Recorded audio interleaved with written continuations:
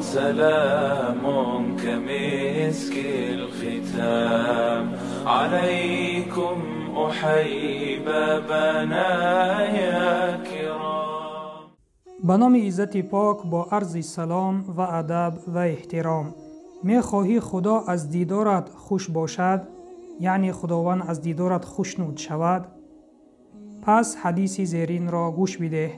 پیامبر اکرم صلی الله علیه و سلم فرمودند: کسی دیدار خدا را خوش داشته باشد، خداوند از دیدارش خوش می شود. چی کسی می تواند دیدار خدا را خوش داشته باشد؟ این آن شخص است که امرهای پروردگارش را به جای می آورد و از حرام کرده ها دوری می جوید و این سبب می شود که با خداوند دیدار می کند در روز قیامت انشاءالله. و در حقیقت خداوند دیدار با چنین بندگانش را می خواهد و آن را خوش می دارد.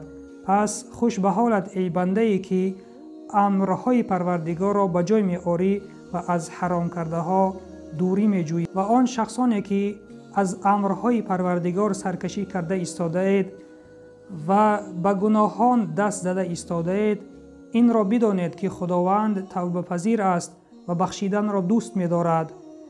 پس به درگاه خداوند توبه کرده باز بگردید. انشاءالله خداوند گناهان شما را می بخشد و دیدار را با شما هم می خواهد. و سلام بر آن شخصانی که راه هدایت را پیشه گرفتند.